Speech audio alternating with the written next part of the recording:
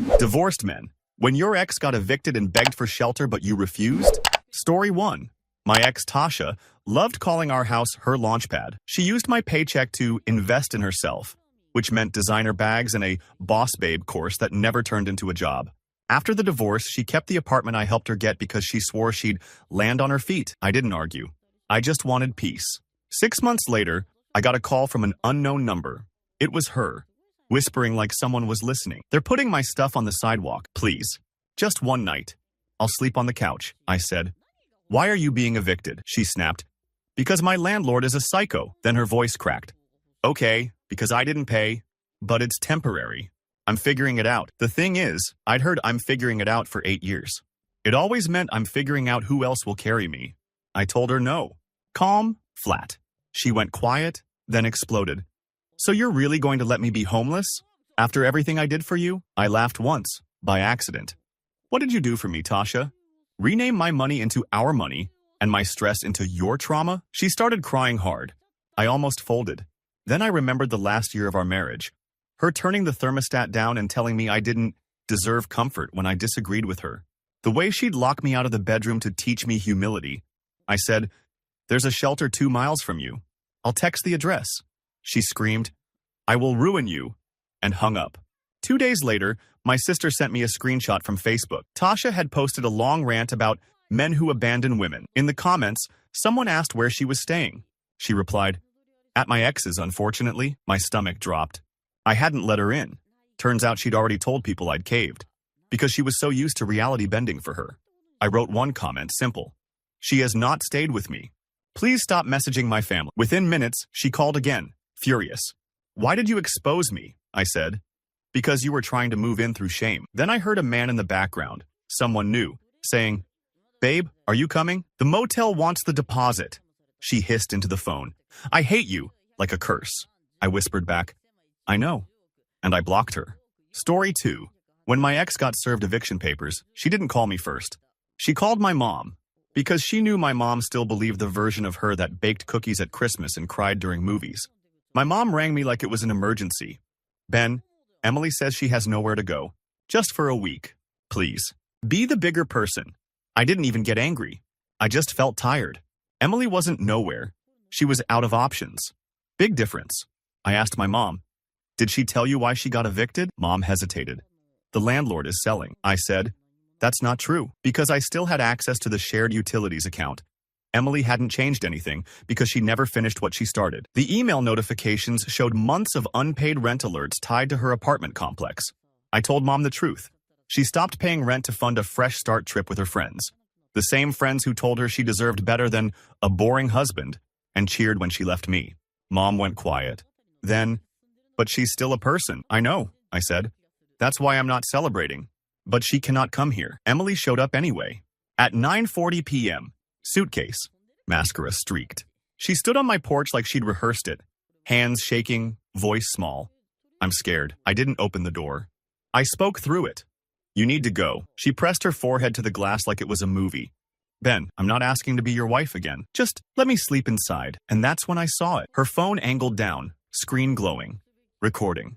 She was trying to capture a perfect clip. "Cold ex-husband refuses crying woman." I said, loud and clear, "You're recording me on my property. Stop! You are not entering my home.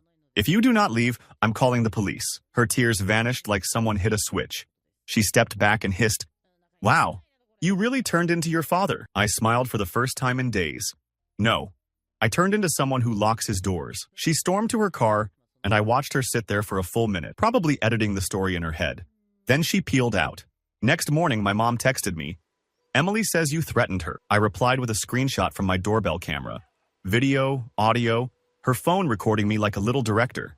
Mom didn't apologize. She just said, "I understand now." Emily didn't get shelter. But she did get something she never expected. Proof that guilt doesn't work when someone finally learns the truth. Story 3. My ex-wife didn't get evicted because she was broke. She got evicted because she thought rules were for other people. After the divorce, she moved into a nice condo owned by her aunt. "Temporary," she said, "until I rebuild." What she actually did was throw parties every weekend and treat the HOA like a personal enemy. Noise complaints, trash violations, guests parking wherever. Her aunt begged her to stop. My ex called her aunt controlling. Then one night I get a message. I'm outside. Please don't do this to me. I stepped onto my balcony and saw her car in my lot, hazards blinking. She was sitting on the curb with a suitcase like she'd been tossed from a ship. I went down, not because I planned to let her in, but because I needed to see it with my own eyes. She looked up like I was a lifeboat. They kicked me out. My aunt is insane. She changed the locks. I asked, "Did you pay her anything?" She waved it off. It was family. It shouldn't matter. That sentence was her whole personality. If she decided she deserved something, it became a moral obligation for everyone else. She reached for my arm. "Just until I find a place. You're not cruel. You used to take care of me." And that almost got me, because I did used to take care of her. I used to confuse rescuing with love. I said, "No, I have boundaries now." Her face twisted. "Boundaries? You mean your new girlfriend's rules?" I didn't answer. That was the point. She didn't deserve access to my life. She tried a different angle, softer. "I'll stay in the guest room. I won't bother you. I'll be invisible." I looked at her suitcase. It was brand new. Still had the tag. I said, "If you can buy a suitcase today, you can buy a motel." She froze, like she'd been caught stealing. Then she snapped. "You think you're better than me? You think you're some healed man now?" I shrugged. "No, I think I'm a man who learned." She stood up and got loud, on purpose, so neighbors would hear. "You're leaving me on the street. You're disgusting." That's when my neighbor, Mrs. Patel, opened her window and shouted, "Sir, do you need me to call someone?" My ex flinched. She didn't want witnesses she couldn't control. She grabbed her suitcase and hissed at me. "Fine, I'll go to your mother. She'll actually care." I smiled. My mother changed her number last month. The look on her face was pure shock, like the universe had betrayed her. She drove off. I went upstairs, locked my door, and realized something. Refusing her didn't make me heartless. It made me free. Story 4. The eviction happened fast. One day my ex was posting selfies in a new chapter apartment. The next day, she was calling me at 2 a.m. Like a fire alarm. "I need you," she sobbed. "Please.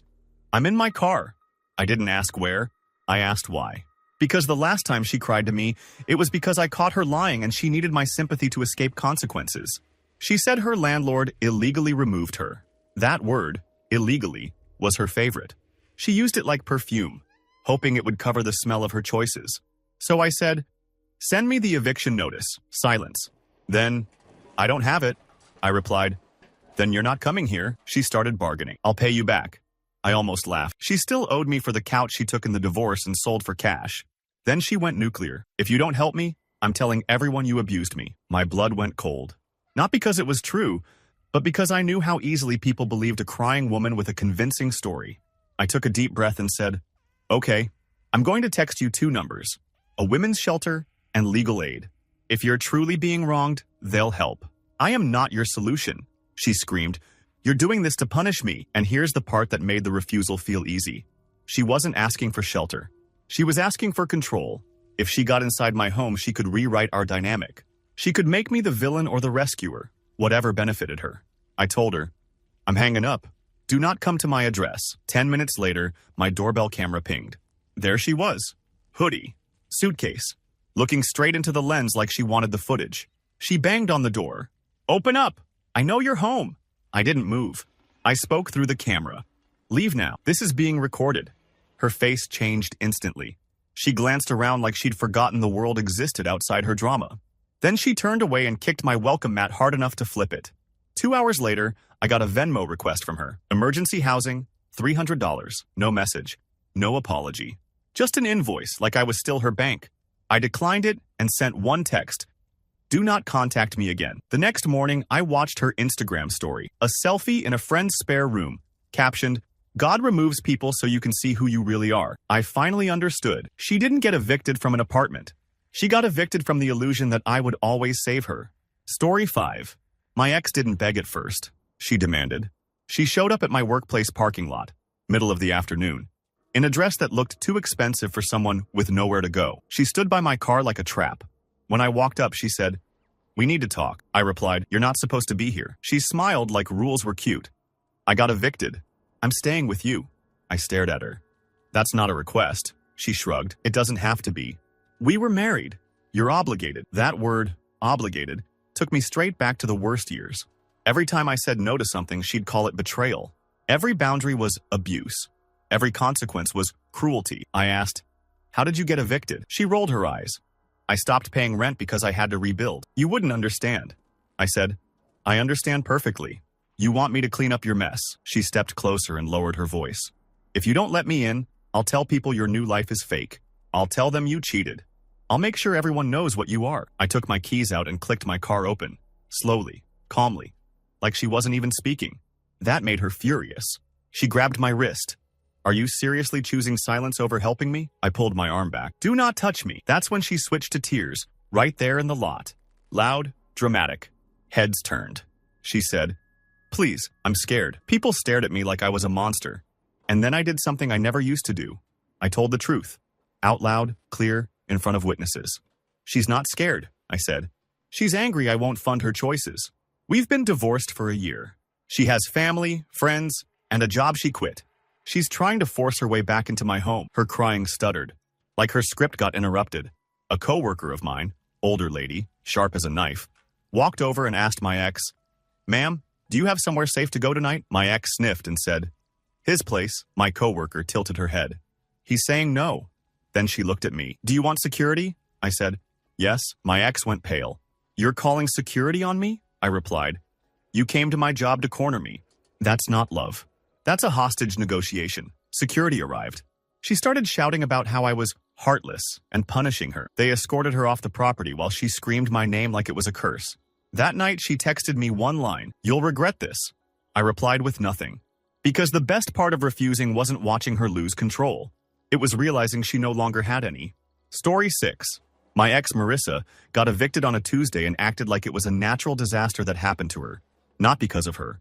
She called me crying, saying, "They put my stuff outside like I'm trash." I almost felt bad, until she added, "So I'm coming to your place. Don't make this harder." I told her, "No, you can't stay here." She went quiet, then said, all sweet, "I won't be a problem. I'll just exist, please." That tone used to work on me. Then I remembered the last month of our marriage, when she just existed by draining our savings and telling me I was too controlling for asking where the money went. I said, "I can send you numbers for shelters and cheap motels." She snapped, "I'm not staying with those people." And there it was. Not fear, ego.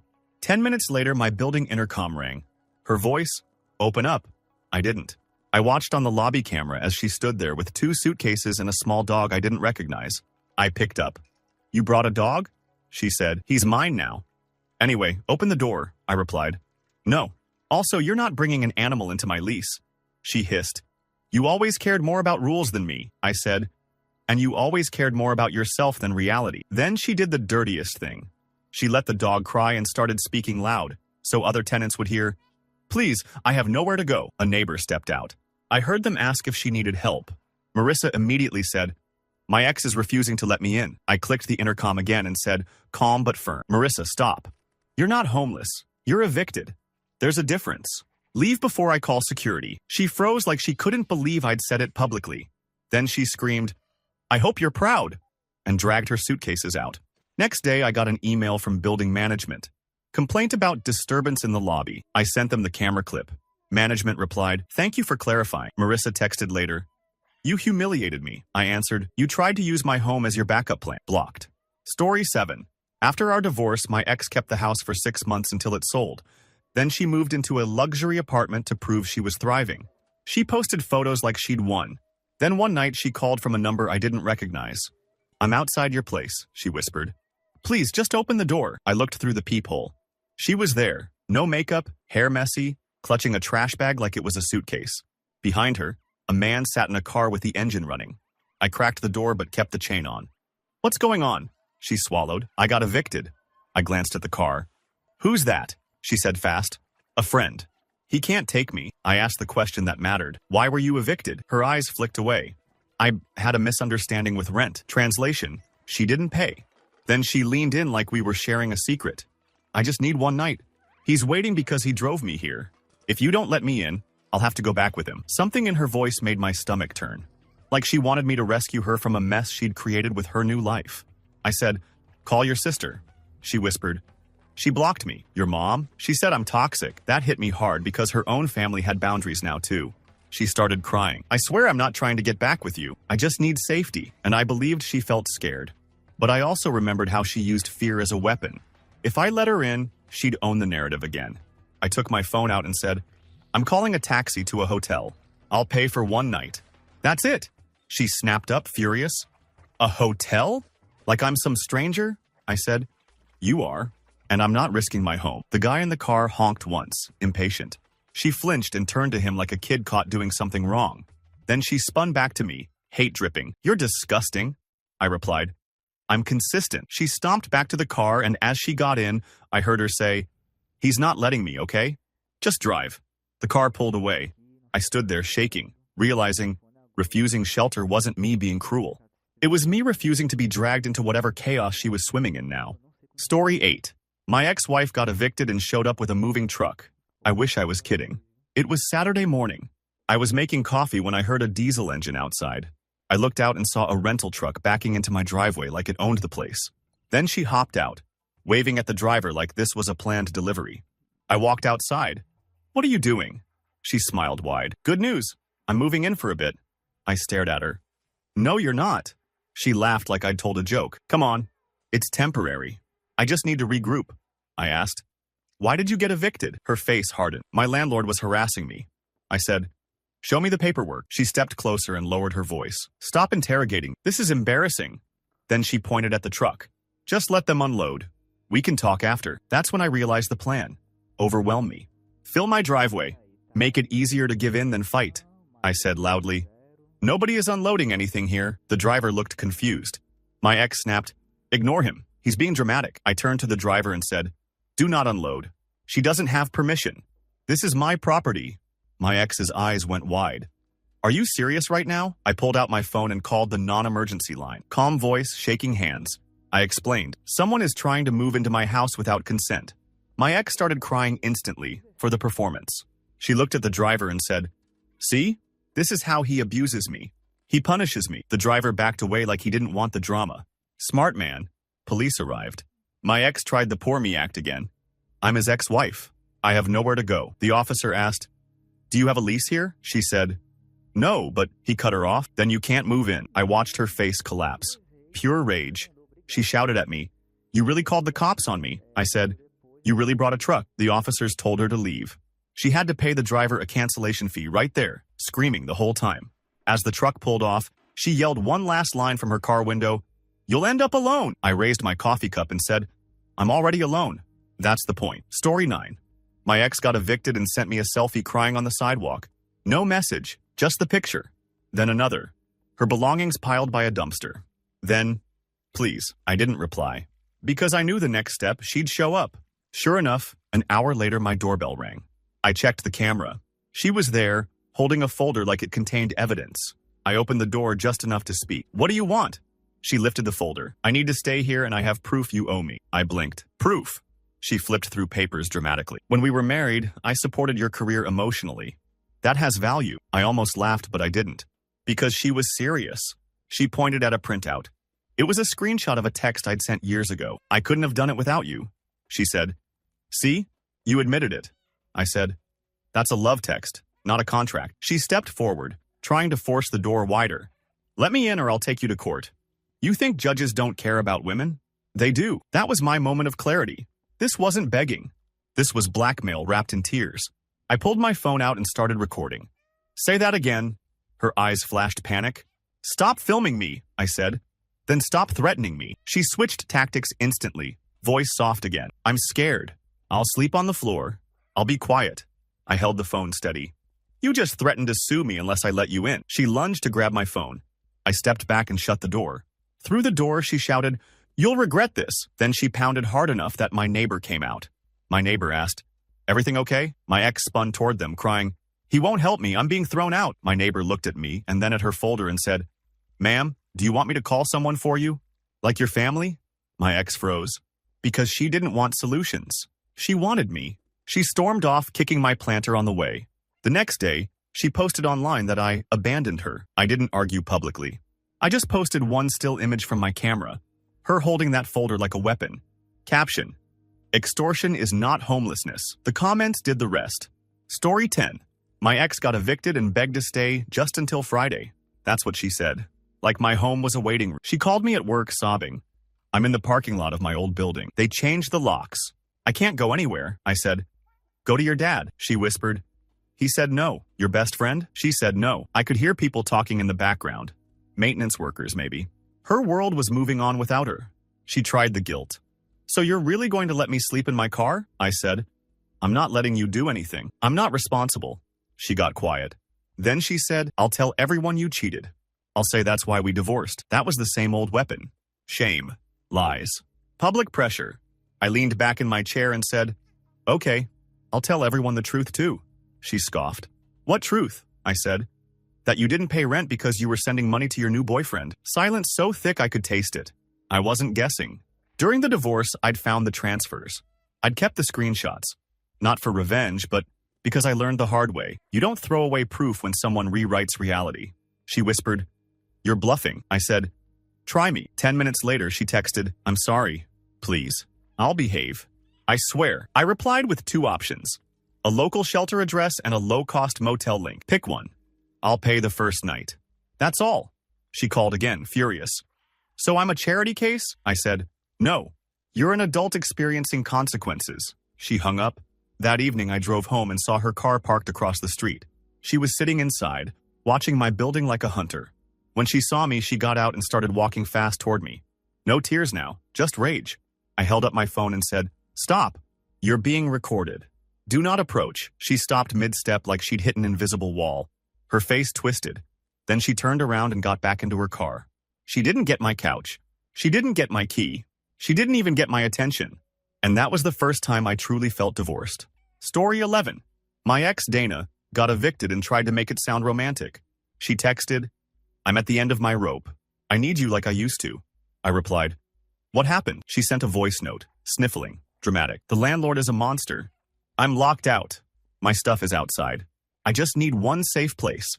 Please. I drove by her building out of pure disbelief. Her furniture really was on the curb. But what caught my eye was the brand new ring light sitting on top of a box like a trophy. Dana didn't lose her home. She lost her stage. When I got home, she was already in my driveway. Not crying anymore. Just waiting, arms crossed, like this was an appointment. You saw it, she said, so you know I'm not lying. Open up. I stayed outside and didn't unlock the door. You can't stay here. Her jaw tightened. You're seriously doing this? After I supported you? You didn't support me, I said. You managed me. She stepped closer. I'll tell everyone you abandoned me. I nodded. Then I'll show everyone the part where you tried to move in without permission. She rolled her eyes. You're not recording. I lifted my phone. I am. That's when she exploded. Screaming in my driveway, calling me a narcissist, a liar. The reason she has trauma. A neighbor across the street opened their window. Dana instantly pivoted, sobbing. He's leaving me homeless. I didn't raise my voice. Dana, stop performing. Take your things and go, she whispered, venomous. You'll regret not saving me. I said the most honest thing I've ever said to her. I regret saving you for years. She stared like she'd been slapped, then marched to her car and peeled out. Later that night, she posted a video on social media of her sitting in her car, crying, claiming she escaped an abusive marriage, and even now he won't help. The comments were full of sympathy, until someone asked why she got evicted. Dana replied, I'm not discussing details, because the details were rent receipts and consequences. Story 12. My ex showed up with a suitcase and a smile like she was about to win. Hi, she said, sweet as sugar. I know you're dating someone. I won't be a problem. I'll be quiet. I'll cook. I'll clean. Just let me stay. That alone told me everything. She wasn't desperate. She was negotiating a new role. I asked, When did you get evicted? She blinked. Today? Why? She looked away. Life happened. That's the phrase she used whenever she didn't want to admit she caused the crash. I said, I'm not letting you in. Her smile twitched. Are you punishing me? I shook my head. I'm protecting my home. Then she did something I didn't expect. She pulled out a key. My old key. The one I'd asked for during the divorce. I kept it, she said like it was cute. Just in case. My stomach dropped. Give it back. She shrugged. Why? We were family. I stepped outside and closed the door behind me. Hand it over. Now. She smiled again, colder. Or what? I walked to my car, opened the glove compartment, and pulled out the receipt from the locksmith. I'd changed the locks months ago. I held it up and said, or nothing. Because your key doesn't work. For the first time, her confidence cracked. You changed the locks? Yes, I said. Because you're not entitled to my space. She started shaking. Real anger now. So you planned for me to fail? I replied. No. I planned for you to show up. She screamed, threw the key onto the driveway like a tantrum, and stormed off. I picked it up, dropped it in the trash, and felt this weird calm. Eviction didn't bring her to my door. Control did. And this time, she didn't get it. Story 13. When my ex got evicted, she didn't come alone. She came with our son. We share custody, and she knows I'll do anything for him. So when I opened the door and saw him standing there with his backpack, my heart sank. She stood behind him, eyes glossy. We have nowhere to go. My son looked confused, not scared, like he'd been coached to say the lines but wasn't sure why. I crouched and asked him gently, "Buddy, are you okay?" He nodded. Mom said we're having a sleepover. I stood up slowly and looked at her. You used him. She snapped, "Don't make me the villain. I'm trying to keep him safe." I said, "Then let him come in. You can go." Her face tightened. No, he stays with me. That was the trick. If I wanted my kid inside, I'd have to accept her too. A package deal. I took a breath and said, "Okay, then I'm calling my lawyer and child services. Because you're homeless and refusing to let him stay somewhere safe." Her eyes went wide. "You wouldn't." I said, "Try me." She started crying loudly, petting his shoulder. "See? Your dad hates us." My son frowned. "Dad doesn't hate me." That single sentence broke her script. I opened the door fully and said to my son, "Come in, champ. Let's get you dinner." My ex stepped forward fast. I raised my hand. "Stop. He's coming in." "You're not." She grabbed his backpack strap. He pulled away. "Mom, I'm hungry." Neighbors were watching now. She realized she couldn't win this scene without looking insane. So she let go but hissed at me, "You're stealing my child." I didn't argue. I called the emergency custody line my lawyer had given me months ago, just in case. I told them the truth. She's evicted. She's unstable. She's using our son as leverage. My ex stood in my driveway, shaking with rage as my kid ate pizza and watched cartoons inside. Safe, warm, calm. That night, she sent me 50 texts calling me cruel. The last one said, "You'll regret humiliating me." But the only thing I regretted was not drawing the line sooner. Story 14. My ex got evicted and tried to move into my life through my new life. She didn't call me. She DM'd my girlfriend. A long message. "Hi, I'm sorry to bother you. I'm in a crisis. He won't help me. I just need a couch for a few nights. You seem like a kind woman." My girlfriend showed me the message without saying a word. I felt my face go hot. Not with jealousy, with dread. Because I knew exactly what my ex was doing. Turning my relationship into her rescue mission. I texted my ex. "Do not contact my girlfriend." She replied instantly. "So she's controlling you too?" I said. "You're being inappropriate." She answered, "I'm being homeless." I drove to the apartment complex listed in her old address. The lobby had a printed notice about eviction for non-payment. So, not crisis, not unexpected, just months of ignoring bills. That evening, she appeared outside my building like clockwork and shouted up at my balcony, "Are you really going to let me sleep out here?" My girlfriend stepped out next to me, calm as ice. She called down, "Ma'am, do you need me to call a shelter or a taxi?" My ex froze. She didn't want help from a stranger. She wanted victory over me. She yelled, "I need him to fix what he broke." My girlfriend replied, "He didn't break your lease." I almost laughed. My ex stared up at her like she'd found a new enemy. Then she shouted, "Enjoy him. He abandons women." My girlfriend leaned on the railing. "He abandoned a marriage. Not a grown adult." That did it. My ex stormed away, screaming that we were evil. Later, she posted online that my girlfriend was a homewrecker who kept me from doing the right thing. My girlfriend commented one line, "I offered you resources. You refused." Hundreds of people saw it. My ex didn't get shelter, but she did get something she couldn't stand. Someone else telling her no, without fear. Story 15. I refused my ex shelter the day she got evicted, and she tried to punish me with a lie so big it almost worked. She called me sobbing, "Please, I'm outside. I have nowhere." I said, "No," she said, through tears. "Then I'll tell the court you violated the restraining order." There was no restraining order. Not even close. I paused and said, "That's a crime." She sniffed. "So is being heartless." I hung up. 30 minutes later, 2 police officers knocked on my door. One asked, "Sir, have you had contact with your ex today?" My stomach dropped. I stayed calm. She called me. I said no. "That's it," the officer said. "She claims you threatened her and followed her from her building after the eviction." I actually laughed. Not because it was funny, but because it was desperate. She was trying to turn eviction into a weapon. I said, I can show you the call log and my doorbell camera. I haven't left my house. They stepped inside, watched the footage. Her arriving in my driveway screaming, then storming off. No threats, no chasing. Just her trying to force her way into my home. One officer sighed. She's upset, I said. She's manipulative. They left with a warning for her about filing false reports. An hour later, my ex texted, Wow, you really turned the cops against me, I replied. You did that. Then she tried the final card. If you don't let me stay, I'm telling everyone you hit me. I didn't argue. I just sent her a photo of the police business card and typed, One more false accusation and I'm filing a report. Silence. The next day, she posted a vague status about surviving trauma and starting over. But she didn't name me. Because for once, she knew there were consequences she couldn't cry her way out of. And I slept better than I had in years. Story 16. My ex Kendra got evicted and didn't ask for a couch first. She asked for something worse, my address. She texted, I just need to use your address for mail. 2 weeks. Please, I replied. Why? She called immediately, voice syrupy. Because my landlord kicked me out and I can't apply for anything without a stable address. You won't even notice. That's when it clicked. In our marriage, she didn't steal money. She stole footing. If she could plant her mail at my place, she could start claiming residency, rights, misunderstandings. I'd watched her twist a tiny detail into a whole new reality. I said, no, get a P.O. box. She snapped, those cost money, I answered. So does rent. An hour later, my neighbor knocked and handed me an envelope. This got misdelivered. Looks like it's for someone who doesn't live here. It was addressed to Kendra. My address? Official looking. Like she'd already started. I called her. Did you put my address down? She tried to laugh. It's not a big deal. It's just paperwork. I said, stop. Today. Then she went cold.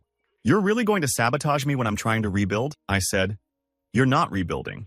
You're trying to attach yourself to my life like a leech. I wrote, return to sender, not at this address, on the envelope and dropped it back in the mailbox. That night she showed up outside my building, shouting up at my window, I only need a place for my mail. I didn't open the window. I didn't argue. I just called out one line. You don't get to live inside my life on a technicality. She stood there, stunned, like the universe had finally told her no, in a language she understood. Story 17. My ex got evicted during the first real snow of the year. The kind that makes the world quiet and mean. She called me crying, I'm freezing. I can't sleep in my car. I almost said yes out of instinct. Then she added, and don't say go to my mom. She said I did this to myself. That made my throat tighten. Even her own mom had reached the end. She arrived at my door with her mother anyway. Like bringing a witness would force me to be noble. Her mom looked exhausted, holding a small overnight bag. My ex stood behind her, shivering dramatically. Her mom spoke first.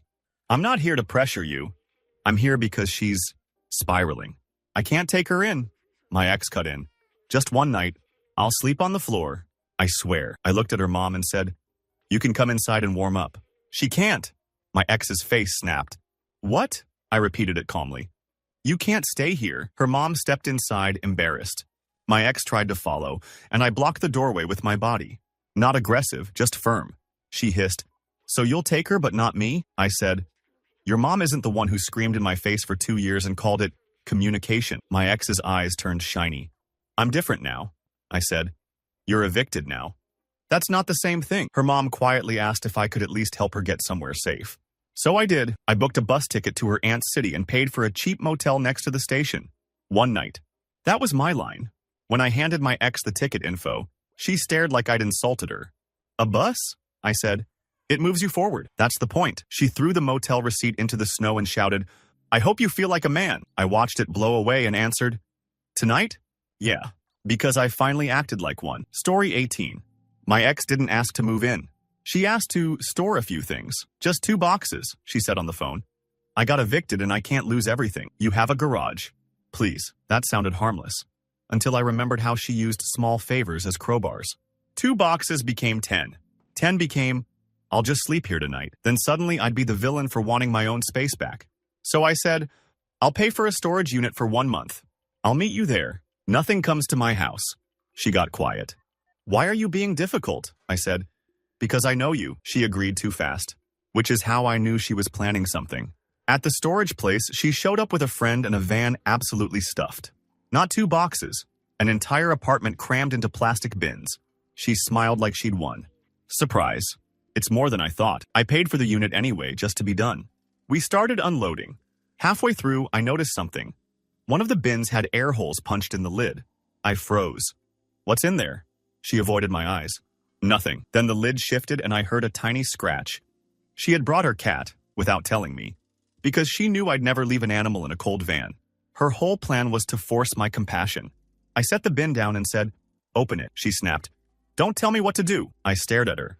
"You used an animal to manipulate me." She opened it. The cat darted into the unit, and she immediately said, "See? Now you have to take him. I can't have pets where I'm going." I pointed to the unit. "That cat stays with you. Or I call a rescue right now and report this." Her friend backed away like he wanted no part of it. My ex's face went red. For a second, she looked like she might scream. Instead, she spat, "You're cruel." I locked the unit, handed her the key, and said, "No, I'm unbuyable." Story 19. My ex, Bree, got evicted because the apartment smelled like a zoo. I'm not exaggerating. She kept taking in rescues for attention. Cats, rabbits, even a pair of ferrets. Then posted about how big her heart was. Her landlord finally had enough. When she called me, her voice was frantic. "They're kicking me out. They're saying I'm disgusting. Please, can I stay with you? Just until I place the animals." I said, "No." She went silent, then whispered, "So you're going to let them die?" That sentence hit me like a punch. Because it wasn't about her. It was about the guilt she could weaponize through the animals. I told her, "I'll help you place them." "But you can't live with me," she exploded. "You always hated my compassion," I said. "I hated how you collected living things like trophies." She showed up anyway, without warning, outside my house with 2 carriers and a trash bag of supplies. No tears this time, just fury. "If you won't take me, take them." I looked at the carriers. The animals inside were thin, skittish. One had a patch of missing fur. My stomach turned. I said, "I'm calling a rescue." She panicked. "No! They'll judge me." That's when I knew. She wasn't scared for them.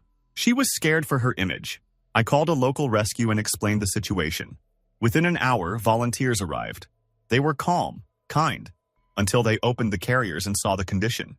My ex started yelling, "He made me like this. He abandoned me." One volunteer didn't even look up. She just said, "Ma'am, this isn't about your ex." Bree's face twisted. She tried to grab one carrier back, like she suddenly wanted ownership again. The volunteer stepped between them. In the end, the animals left with people who actually knew how to care for them, and my ex left with nothing but her own screaming echo in my driveway. She texted me later. "You ruined my life." I replied, "No, I stopped you from ruining theirs." Story 20.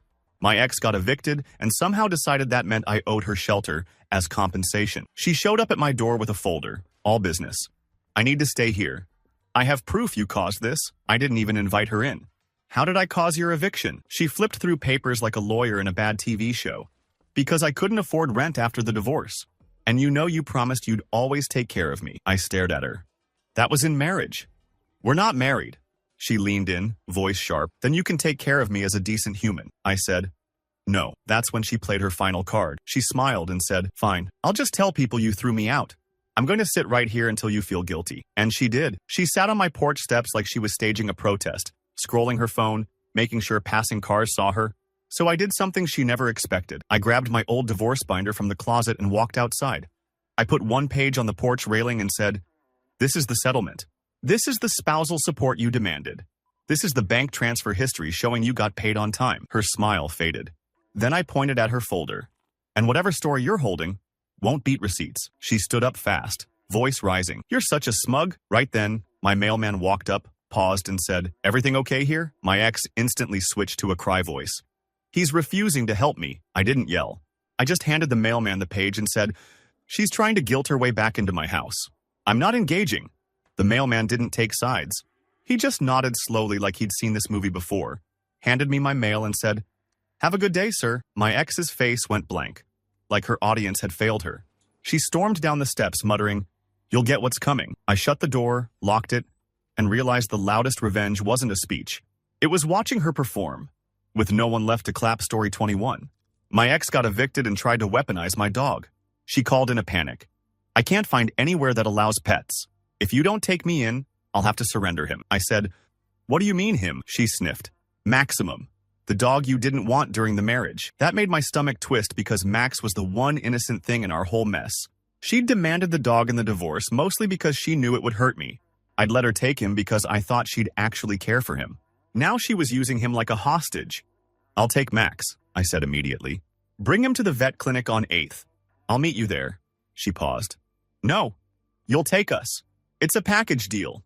There it was. Not about the dog, about access. I said, no, just Max.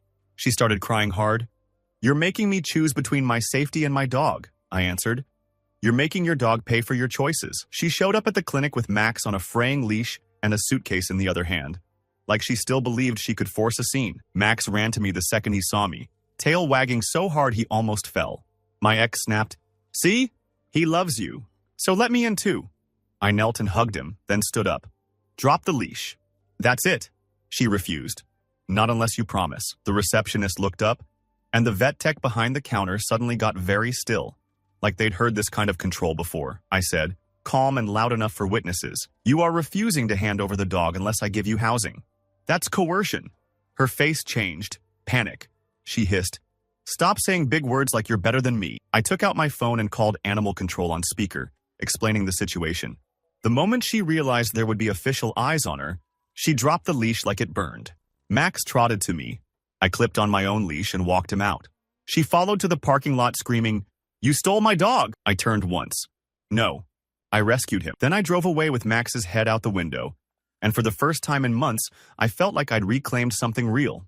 Story 22. My ex got evicted and tried to surprise me by already being inside. I came home from the gym, keys in hand, and my hallway light was on. I froze. My place was supposed to be empty. My stomach dropped into my shoes. Then I heard her voice from the kitchen. Oh good, you're home. She stepped out like she belonged there, holding a mug. My mug. Her suitcase sat by the couch like a settled decision. I couldn't speak for a second. How did you get in? She smiled. Spare key. I'd given her 1 year ago. I'd demanded it back during the divorce. She'd sworn she lost it. Of course she hadn't. I said, get out. Now. She rolled her eyes. Relax. I got evicted. It's temporary. I wasn't going to sleep in my car. I walked straight to the door and opened it wide. Out. She didn't move. She sipped my coffee like she was testing how far she could push. So I did the only thing that made sense. I stepped outside, pulled my phone out, and called the police. Her face snapped from smug to furious. Are you seriously calling the cops? Over your ex-wife? I said. Over an intruder. She laughed like I was dramatic, until she heard the dispatcher. Then her voice changed instantly. He invited me. Tell them you invited me, I told the dispatcher. She entered my home without permission and refuses to leave. I have a doorbell camera. I want her removed. She tried to grab my phone. I stepped back. When officers arrived, she put on the crying act. I'm homeless. I have nowhere. One officer asked, do you live here? Do you have a lease? She said, no, but... He cut her off. Then you need to leave. She stared at him like the world was malfunctioning. But I'm his ex. The officer shrugged. That doesn't matter. They escorted her out while she screamed that I was heartless. Before she got in her car, she leaned close and whispered, you're going to regret humiliating, I replied. I regretted trusting you. The next day I changed every lock and installed a new camera. Not because I was scared, because I was done. Story 23. My ex got evicted and told our entire friend group I'd promised to let her stay. I found out because my phone started blowing up with messages like, bro, she says you're being cold. And, just let her crash there for a week. I called her. Why are people texting me? She said, calm as a villain. Because they care, and they'll know what you are if you don't help. She'd always loved crowds. In our marriage, every argument became a courtroom and every friend became a jury. I said, you can't stay here. She replied, then I'll come to game night and tell everyone in person. That night, she actually showed up at our friend Nate's apartment, without being invited, wearing a hoodie and fake teary eyes. The room went quiet like someone paused the TV. She announced, I got evicted today, and he won't let me stay. Everyone looked at me. I felt the old pressure, that familiar trap. Either I say yes and lose my boundaries, or I say no and become the villain. So I stood up and said, tell them why you got evicted. Her eyes flicked. Because rent is insane. I nodded. And because you spent rent on a weekend trip with your soulmate and posted it online. She froze. Nate's girlfriend blinked. What? I pulled out my phone and opened the public post she'd forgotten existed. Her smiling in a hotel mirror captioned, Treat yourself even if it's irresponsible. The date was the same week her rent was due. The room shifted. You could feel it. Her sympathy evaporating. She snapped, "You stalked me," I said. "You posted it publicly." Then she went for my throat. "You're only doing this because you're bitter I left you." I leaned forward and said, calm, steady, "I'm doing this because you're trying to move into my life by shaming me in front of people." Nate cleared his throat. Do you have family you can call?" She spun on him, shocked. "You too?" That was the best part. She came for an audience and got a verdict she couldn't control. She stormed out, slamming the door so hard the wall shook. I didn't feel triumphant. I felt relieved. Like I'd finally stopped letting my life be decided by who clapped the loudest.